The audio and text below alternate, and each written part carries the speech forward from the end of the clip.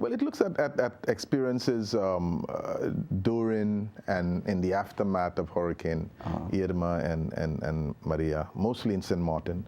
One or two might have touched or ventured into other parts of the region. But what I think what is different for me, and I've said it in some friends and even literary critics who know my work, you know, they tease me when I say it because I say it's an uncomfortable work.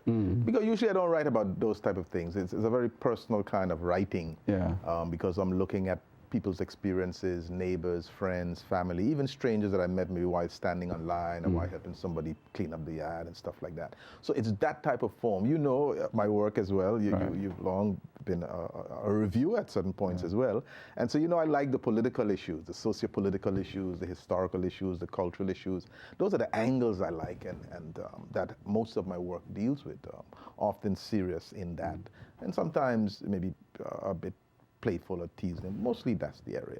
But this is a kind of a vulnerable opening people's personal lives. And then so now one has to be kind of tread in there in a kind of a way. How do you do that? How do you expose that to tell stories of people who might have had a mental breakdown during the passing of the storm? There's one poem in there that deals with the mental breakdown. In fact, what I did, the main story I got from a stranger. And then afterwards, other people told me of similar stories of family members or friends who had that. So what I did, I would squeeze 2 or 3 of those type of poems in one to tell this narrative. Because you're telling the story of a nation. You're marking a particular period that was traumatic for an entire nation, for people, for families. And it's not just statistics. It's not just numbers. It's human beings in there.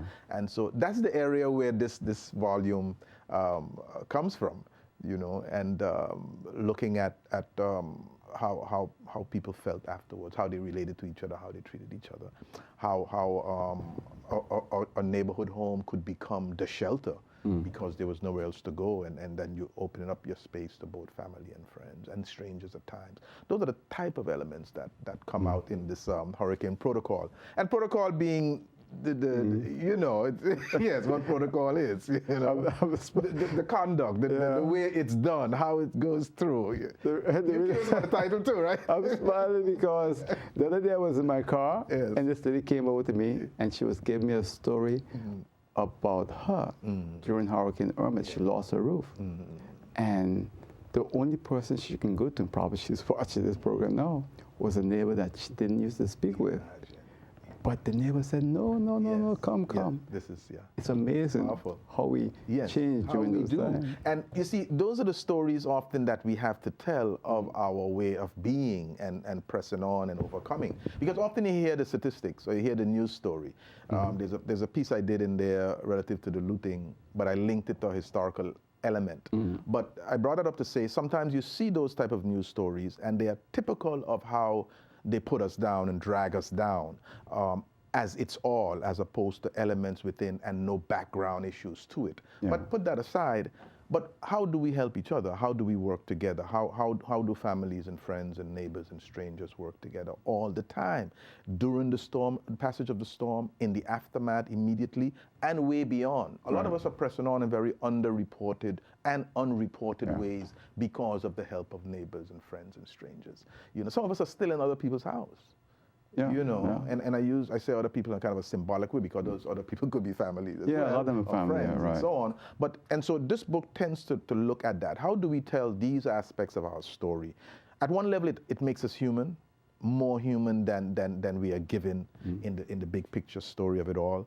And at one level, it also marks a time. It allows then for, in the future, 10, 15, 20, 100 years, for others to look at that text. It don't have to be just that text. It could be other texts.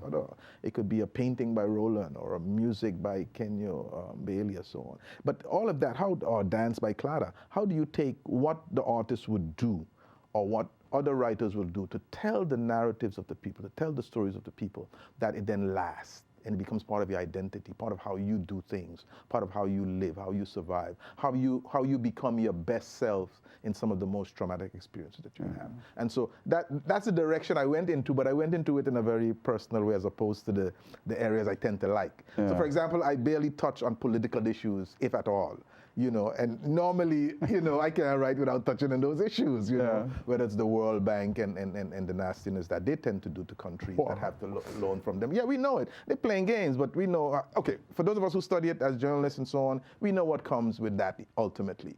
And so things like that I would have normally gone into, you know, sink my teeth into and just, but I think there was something more important going on relative to the degree, to the intensity of the trauma that we experience as individuals, as families, as communities, as neighbors, as a nation in the passage of those two superstorms.